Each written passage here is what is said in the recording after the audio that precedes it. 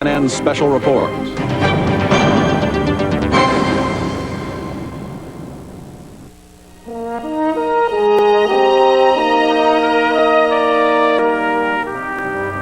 I, Ronald Reagan, do solemnly swear that I will faithfully execute the office of President of the United States. A man with simple but profound convictions. We, the people, tell the government what to do.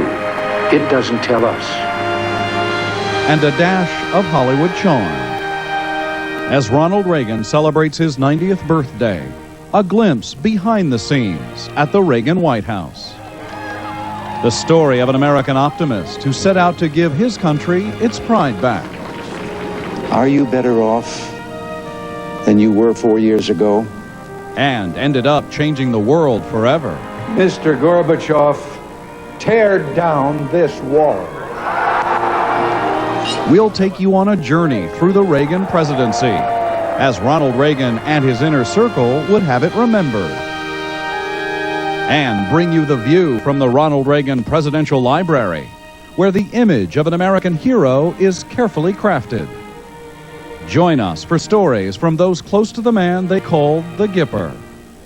Michael Deaver, James Baker, Ed Meese, George Shultz, Ken Duberstein.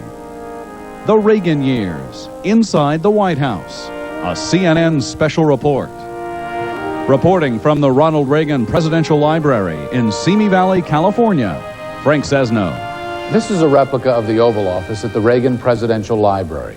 Here, the Reagan legacy is preserved the way he envisioned it. It's the story of a small-town kid who lived the American dream, a kid who started out in rural Illinois and ended up at 1600 Pennsylvania Avenue. His presidency would be referred to as a revolution, and he would be its central character. To many, a visionary, rock-solid conservative who gave America back its strength, pride, and confidence. To others, a detached former actor, responsible for big deficits, a shredded social safety net, a risky foreign policy. We don't strive in this hour to tell the definitive story of the Reagan years. Others will do that. We wanted to hear from some who knew Reagan best, the loyalists, the true believers, the handful of people who saw the revolution from the inside.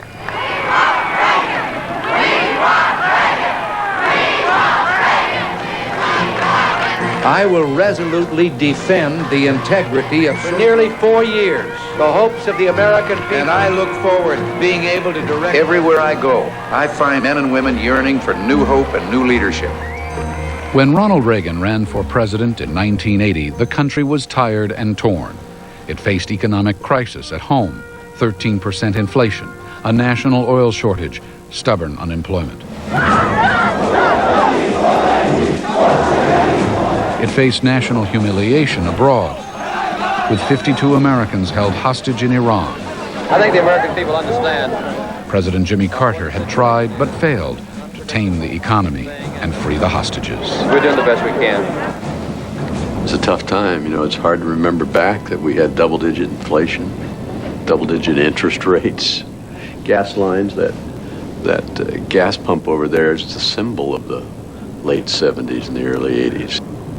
Everybody had to get up on Saturday morning to be sure you got to the gas station to get your gas for the week. Reagan said, you know, we shouldn't accept this. Why are we accepting this kind of an America? We deserve better. I now declare you to be duly installed as governor of the state of California. Reagan set his sights on the White House after 2 terms as California's governor. That's where he first fought for tax reform and deficit reduction. At the library, the philosophy and the voice of the president himself. Ever since I entered the political arena, I have been on something of a crusade. A crusade to get government off the backs of the people. We are of the people. We are chosen by the people to see that no permanent structure of government ever encroaches on the people's freedom. I think Reagan had a lot of long-held beliefs that were sort of the pillars of what he did and believed. We, the people, tell the government what to do. It doesn't tell us. We, the people, are the driver. The government is the car. and we decide where it should go. No one was ever going to get him off of those beliefs, fundamental beliefs. Lower taxes, peace through strength, freedom of the individual, respect for law. Politics was Ronald Reagan's second career.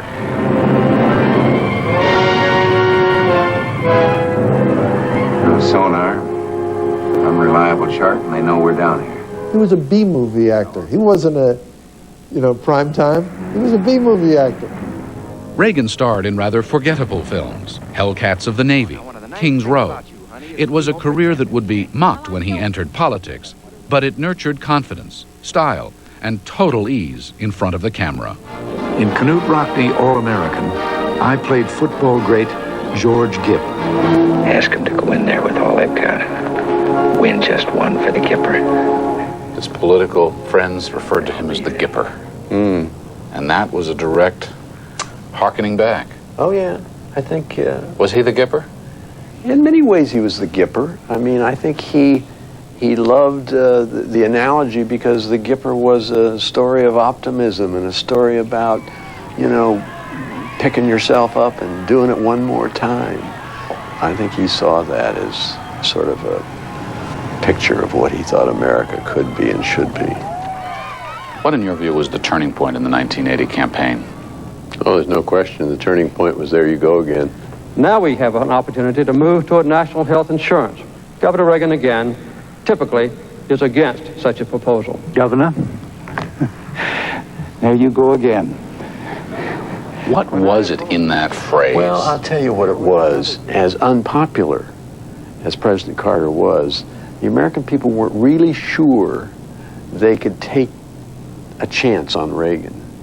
But there you go again, Mr. President, was instantly they said, oh, here's a regular guy. Here's a guy. We can trust him. And you saw it instantly in the pulse polling we were doing. The needle went like that backstage. In that debate. In that debate. And the next day, just walking out of the hotel, you could feel it. Every stop we made, the crowds were bigger, they were more enthusiastic. They knew, the people knew he was going to win now, and you could feel it. Next Tuesday, all of you will go to the polls. You'll stand there in the polling place and make a decision. He also posed that famous question. Right. Are you better off than you were 4 years ago? And of course, nobody was. Is it easier for you to go and buy things in the stores than it was 4 years ago? Not only did everybody know they weren't better off, but the President of the United States had already said it. Carter had said we're in a malaise. We have to accept a smaller America. And Reagan said that's nonsense. And so when he said, are you better off today, everybody could answer that question individually and say no. Reagan would defeat Jimmy Carter in an electoral landslide.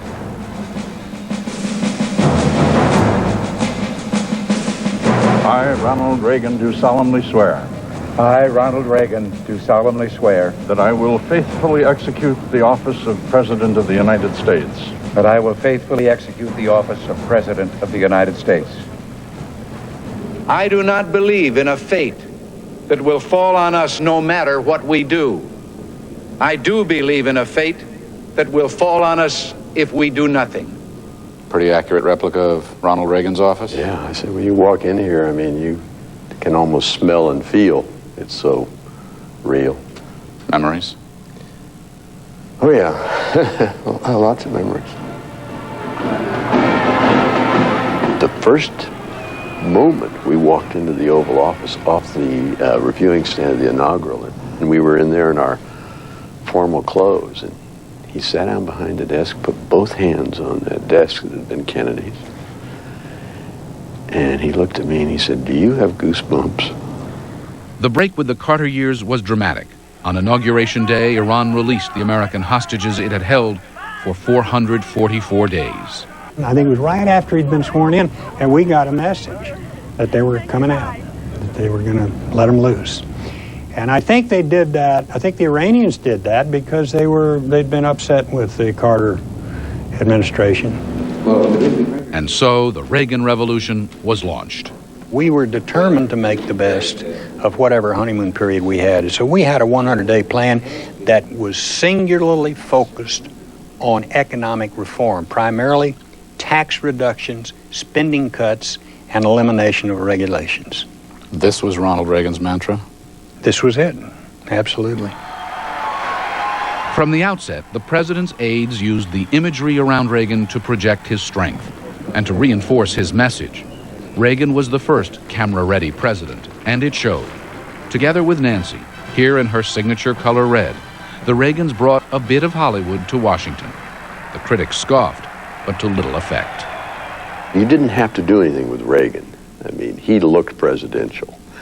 I always thought of my job, A, as lighting him well, and B, filling up the space around him so that the visual that the public saw in every way we could would tell the story of that particular action, whatever it was. This photo over here, this red carpet, it's not an accident. No, that was the background that we used for the press conferences, and there was a reason for it. But you see, the whole visual there is formality and power, high ceilings, pillars, crystal chandeliers, red carpet. It's a place of importance. It's obviously the White House, and important things happen there. That's what it says. You say to people who say there was too much choreography in this White House, too much placing Ronald Reagan in places of symbolic importance. Well, I disagree with people that say that. I think Americans want their president to look like a president. Reagan played his role with enthusiasm. He would become known as the great communicator. But his message of budget cuts and less government was not universally accepted. Civil rights and labor leaders, peace activists and environmentalists took to the airwaves and sometimes to the streets. But Reagan believed in his mission unflinchingly, a mission that was nearly cut short. The assassination attempt, when the Reagan years inside the White House. Remax.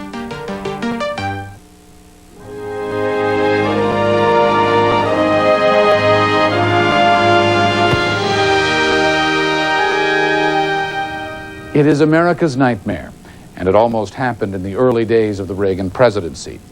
He was coming out of a Washington, D.C. hotel. His would-be assassin was waiting nearby. Here at the library, there are reminders. The bulletproof vest that Reagan did not wear. The X-ray that was taken moments after he arrived at the hospital. For those who were there, the memories remain vivid. I was standing right beside him as we came out the door. It was a horrible moment because I went around the back of the car and Hinckley was shooting over my right shoulder. It was a moment of utter confusion. Tell us, clear the area, please. The bullet went along the side of the car and passed between the open door and the car, a space of about an inch or less. And as it was going along the side of the car, it had flattened out, so it was kind of like a jagged dime is what it looked like. At the library, in Reagan's own voice, recollections of the first harrowing moments.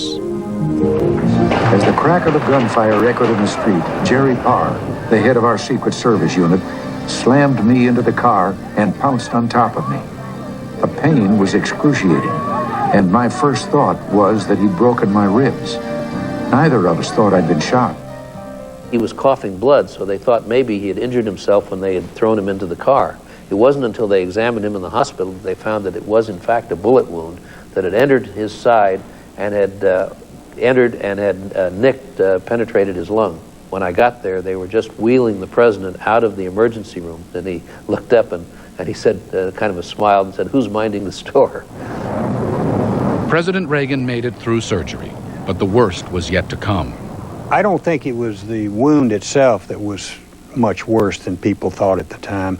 I think it was the staph infection that he contracted 2 or 3 days after being wounded that that was far more serious than people realized at the time, and that frankly could well have cost his life.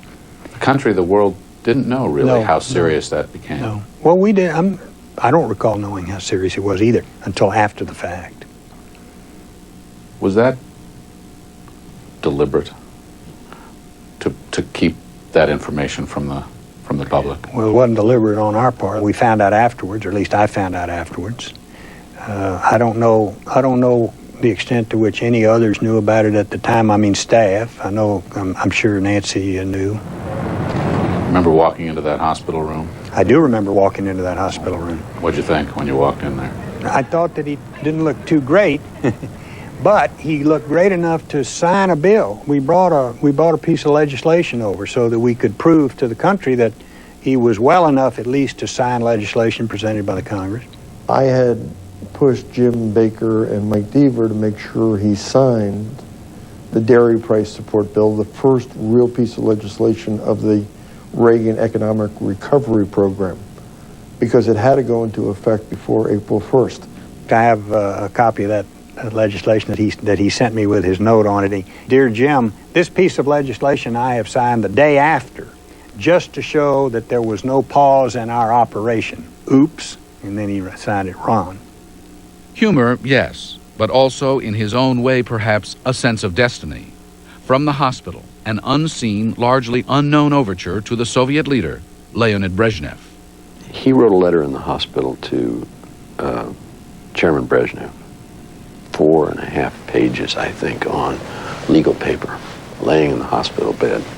National security people took it, and about 3 days later they brought it back. It had been totally rewritten by the Kremlinologists over in the State Department. Reagan read it, still in his bathrobe pajamas. And he said, well, I guess that they must know more about this than I do. And I said, screw them. They didn't get elected. You're the guy that got elected. You wrote the letter. Why don't you just send your own letter? And he looked at me and he took the letter back and he said, Mike's right. Send my letter. And then he looked at me and he said, thank you. I said, thanks for what? He said, thanks for reminding me. He said, you know, since I've been shot, I think I'm going to rely more on my own instincts than other people's. There's a reason I've been saved.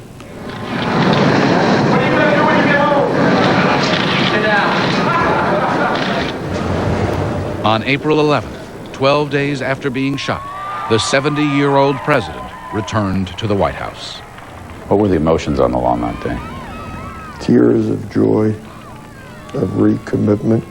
Reagan was coming back strong. Mr. Speaker, the President of the United States. 2 weeks later, riding a wave of public support and sympathy, President Reagan addressed a special session of Congress and relaunched his economic plan. Tonight, I renew my call for us to work as a team, to join in cooperation so that we find answers which will begin to solve all our economic problems and not just some of them. You saw him willing to roll up his sleeves, not that he wasn't before, but even more intensified. I think that really energized him coming out of the assassination. His life had been spared by God. The economic recovery package that I've outlined to you over the past few weeks is, I deeply believe, the only answer that we have left. Even as Congress debated his economic proposals, a threat of a different sort, one that shed light on how Reagan would operate under pressure. Court order applies to each of you. Court order forbids continuing or participating in a strike. This, too, is recalled in Reagan's own voice.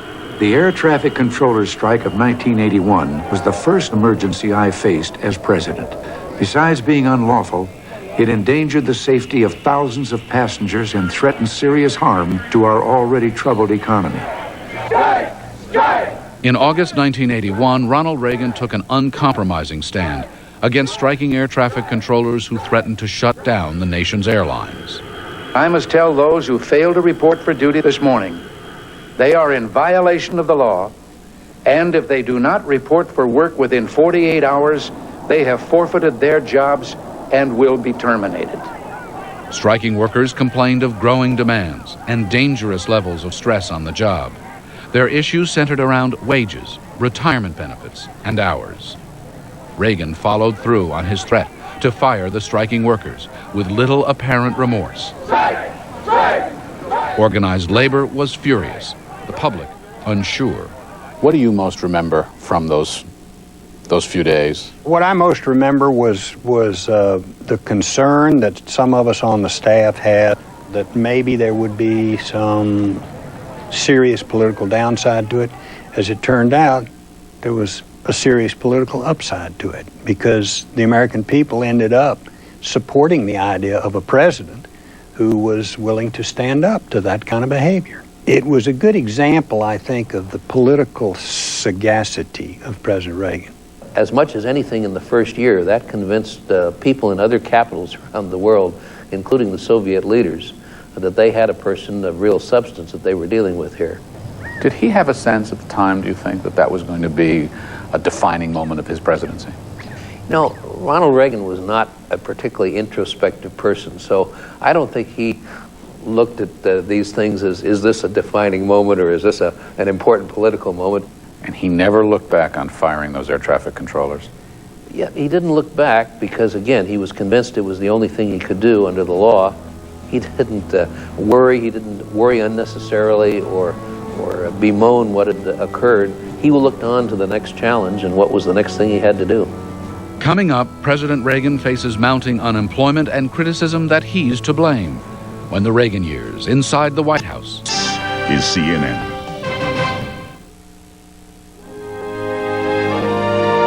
The Reagan years, inside the White House, continues. Here once again, Frank Sesno.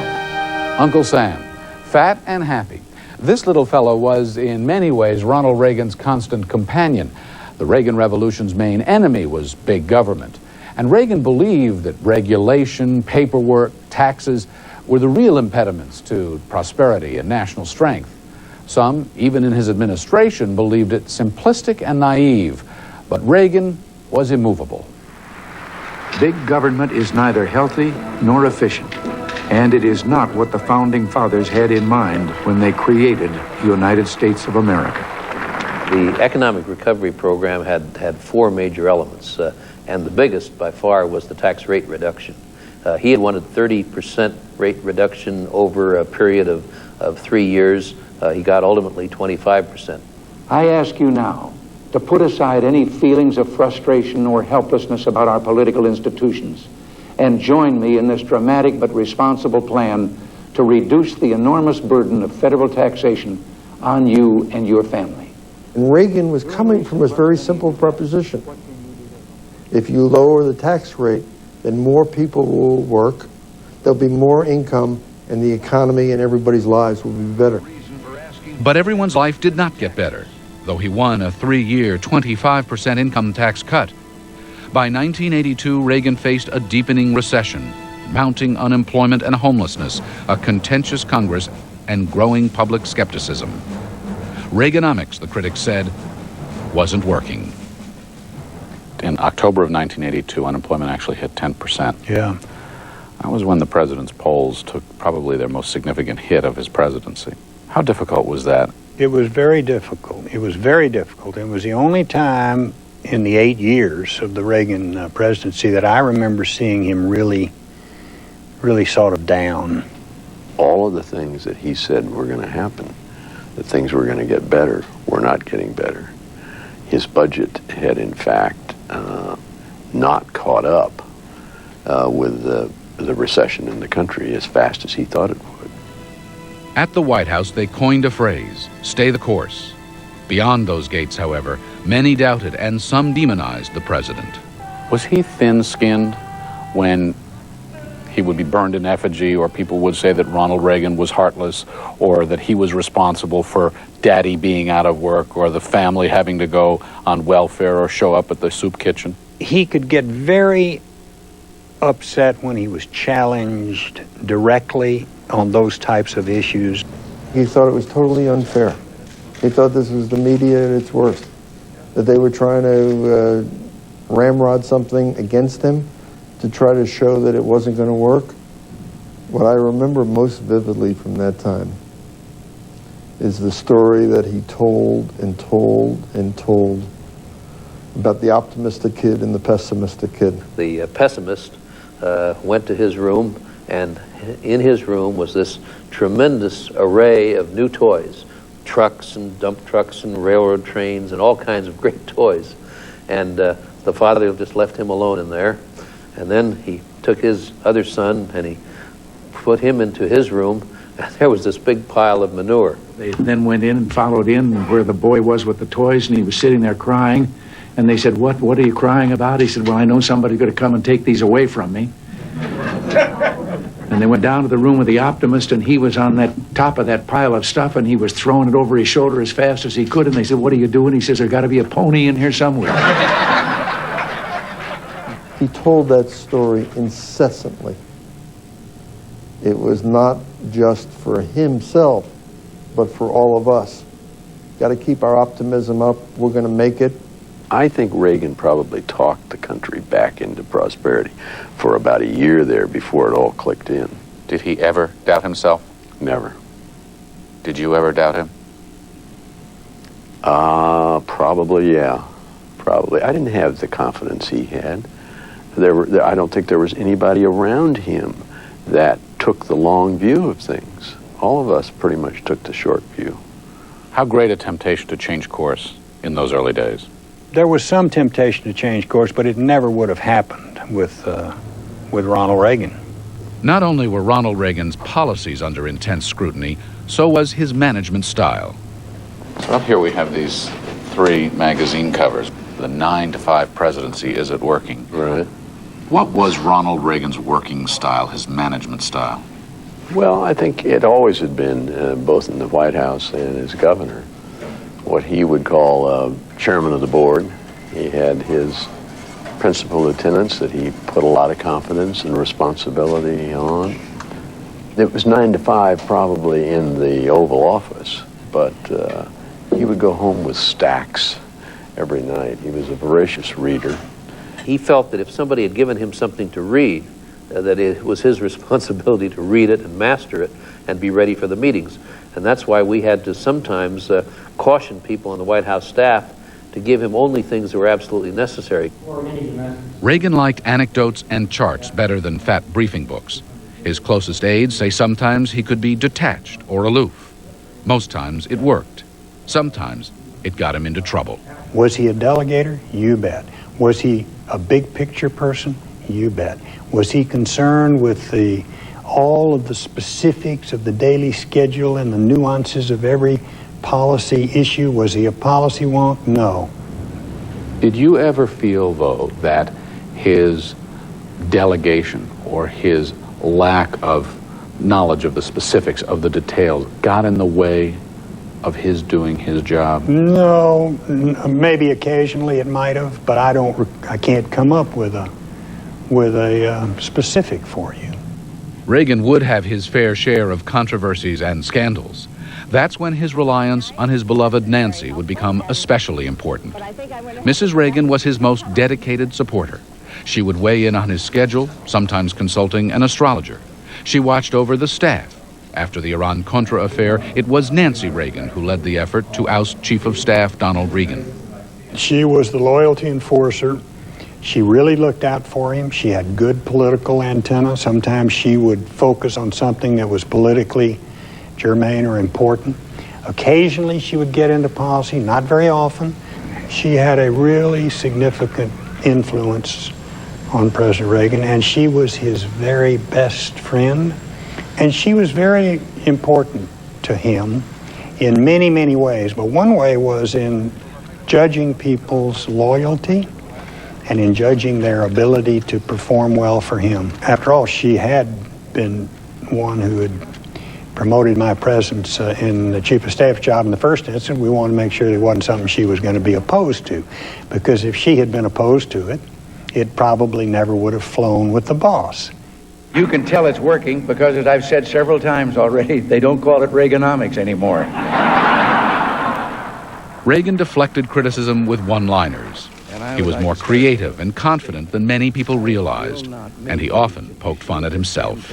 I am not going to exploit, for political purposes, my opponent's youth and inexperience. Oh, he had a terrific sense of humor, and I have some doodles that he drew, and he was really a very good doodler. He drew some doodles in a cabinet meeting, and he signed it at the bottom. He said, "Jim, You see, I don't sleep through all cabinet meetings. Sometimes I doodle through some of them. Sign Ron. Ultimately, under Reagan, the economy turned around. The stock market boomed, millions of jobs were created in what was, at the time, the longest peacetime economic expansion in U.S. history. But Reagan's economic legacy was tainted by record deficits that more than doubled the national debt, and by finger-pointing with Congress over who was responsible. Failure to cope with this problem now could mean as much as $1 trillion more in national debt in the next 4 years alone. That would average $4,300 in additional debt for every man, woman, child, and baby in our nation. Ronald Reagan presided over big deficits that more than doubled the national debt. You do have to accept that fact, but you have to explain also that the reason we got those deficits, the reason those deficits were generated was because the Congress would not cut spending in the way and to the extent that Ronald Reagan wanted it cut. Abroad, Reagan faced the Cold War, the adversary he referred to as the evil empire, the president and the challenge. When the Reagan years, inside the White House, in Cloud, right next door to the Walt Disney World Resort.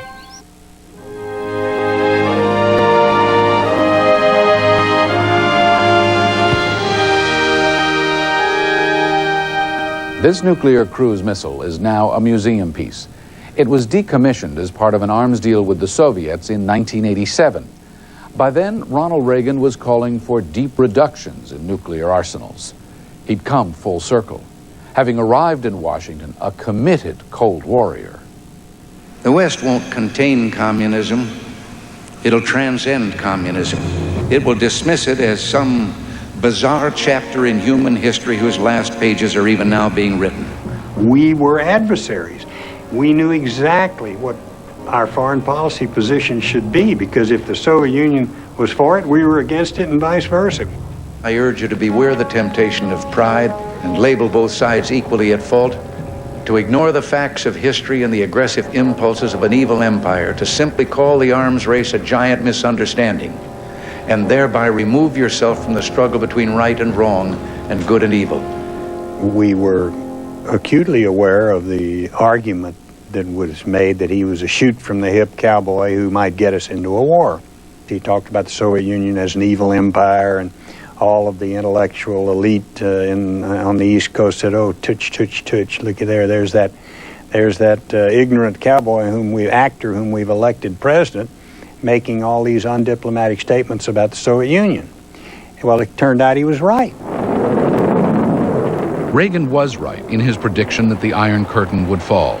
But first, he would preside over an unprecedented military buildup, nuclear and conventional, tactical and strategic, the MX missile and the B-1 bomber. It was the vocabulary of the time. All right. Square Ronald Reagan's desire to reduce nuclear weapons with his big military buildup and deployment of nuclear weapons.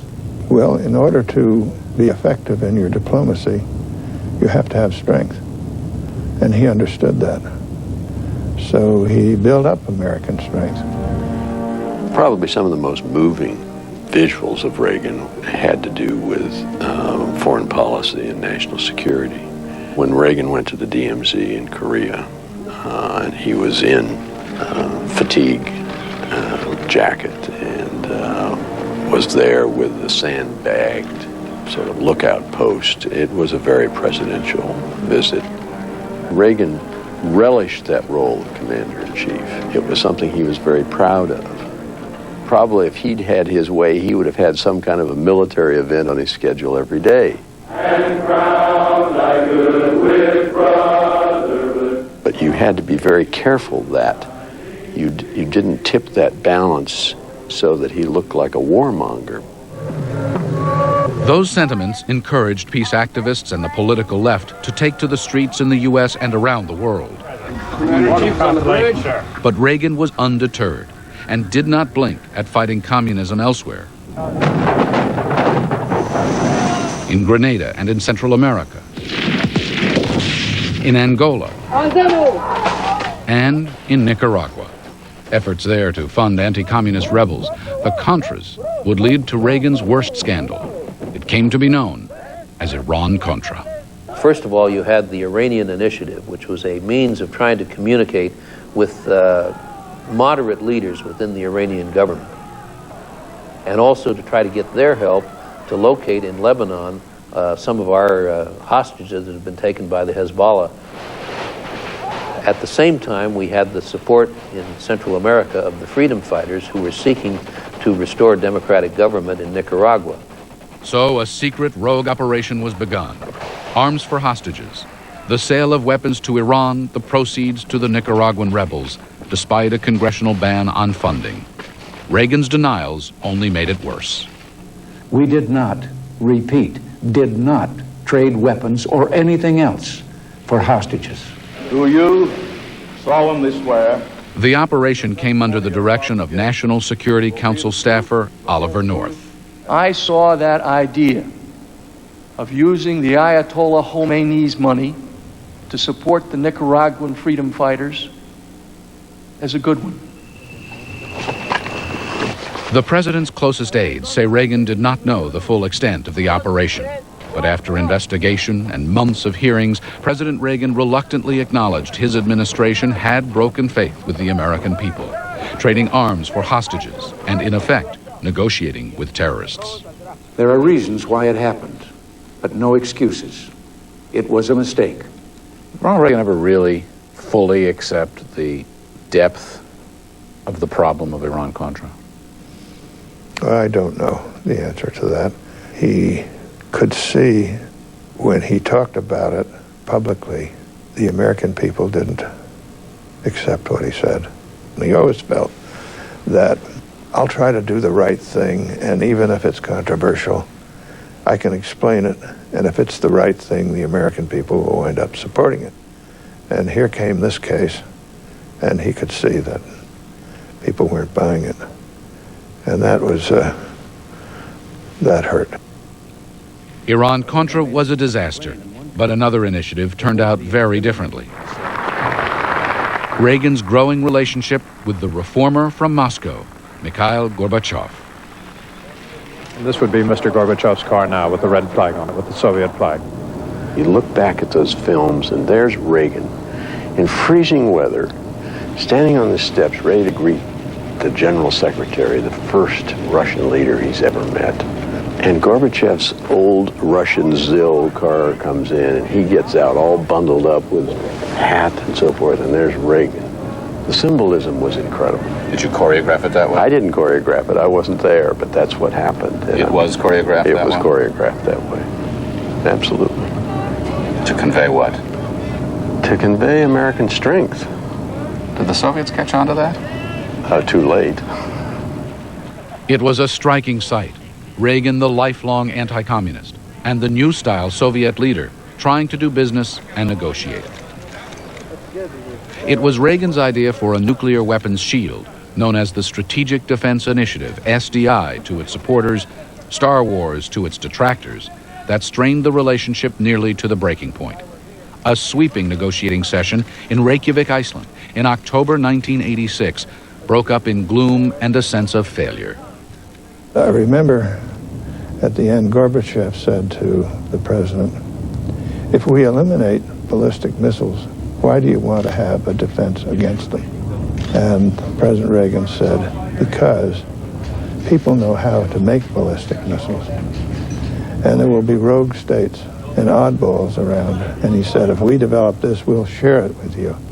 And Gorbachev said, Mr. President, you won't even share milking machine technology with us. How can we expect you'll share this technology? While Reagan and Gorbachev wore the grim look of adversaries at Reykjavik, the summit had actually established broad areas of agreement. A year later, they met again, this time in Washington. The first meeting went poorly. Reagan was ill-prepared. Gorbachev spoke at length and in detail. Then, a Reagan flourish. When Gorbachev arrived in the Oval Office, Reagan suggested to him that he wanted to have a minute privately with him. Reagan showed me a baseball, and it was autographed by Joe DiMaggio. And Reagan said he wanted to explain an American idiom to Gorbachev. Either we can keep our firm ideological positions, or we can play ball. Mr. Gorbachev, don't you want to play ball? And Gorbachev, according to Reagan, said, yes, da, let's play ball. The result? The IMF Treaty, the first deal ever to eliminate an entire class of nuclear weapons. Despite the progress and Reagan's relationship with Gorbachev, the president could not mask his sometimes undiplomatic attitude towards communism, a system he despised. Perhaps the most memorable example, a defiant line in a speech at the Berlin Wall. It was a challenge some of Reagan's advisors argued against. It was the State Department. The objection was that this was too inflammatory, that it would not help Gorbachev dealing with everybody. And I walked down the hallway of the Oval Office, said, Mr. President, the State Department is complaining about this line in the draft speech. You're the president, you get to decide. And he got this big smile, looked down, read it, and said, I think I'll leave it in. Mr. Gorbachev, tear down this wall. Well, this is a remnant of the Berlin Wall. But if you saw the whole thing, you would realize what a inhuman, horrible thing it was. And to say that it divided Europe, to say that it divided mankind was inhuman. German people on both sides of the wall. It was a terrible thing. And when Ronald Reagan said, tear it down, Mr. Gorbachev, that came right from the heart, I'm sure. On November 9th, 1989, the Berlin Wall fell. Ronald Reagan's presence was felt that day when the Cold War symbolically came to an end. But Reagan was no longer on center stage. He was retired and had returned home to California. When we return, the impact of the Reagan years and memories of the man. Next Sunday, 10 Eastern on CNN.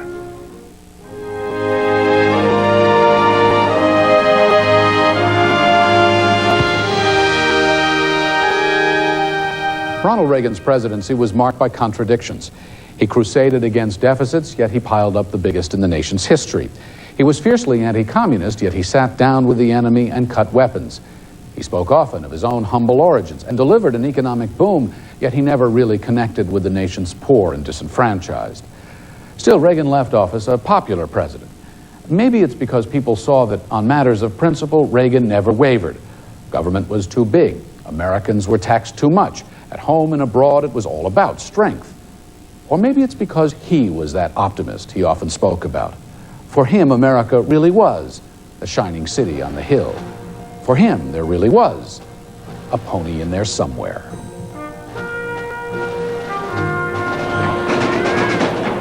President of the United States.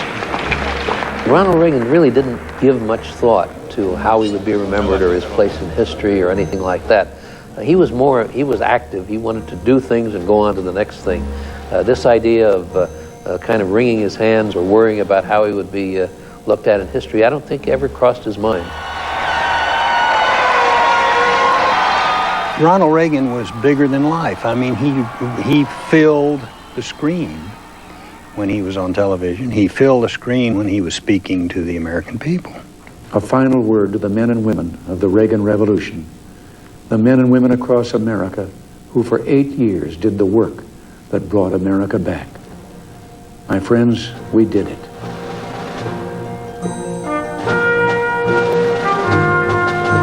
I really do think that one of the greatest accomplishments, if not the greatest accomplishments, is getting America to believe in itself again. He used the bully pulpit to make people believe in themselves again. One of the great things about Ronald Reagan is that he knew himself.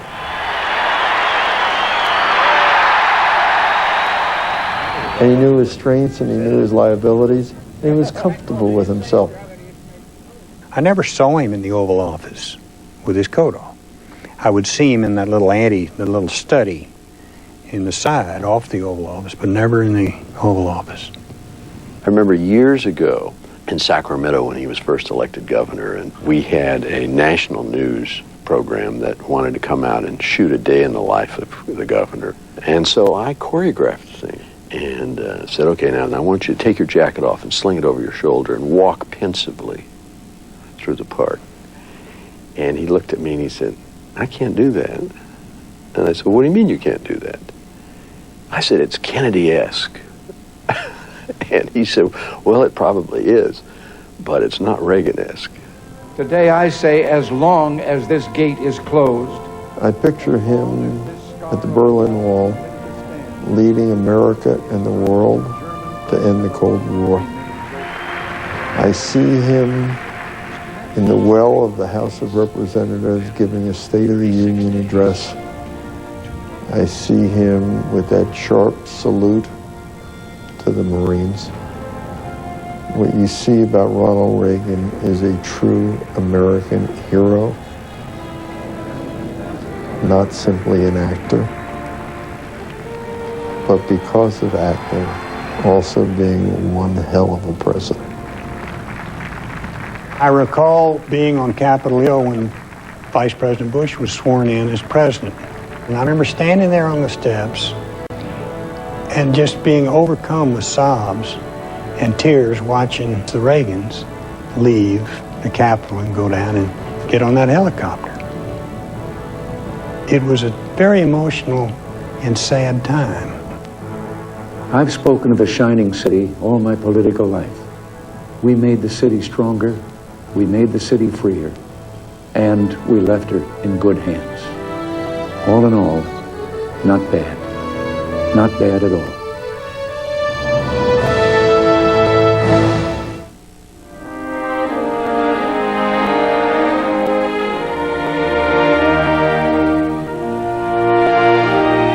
Next Sunday, Ronald Reagan's acting skill and his ability to speak to the people combine to form the image of the presidency.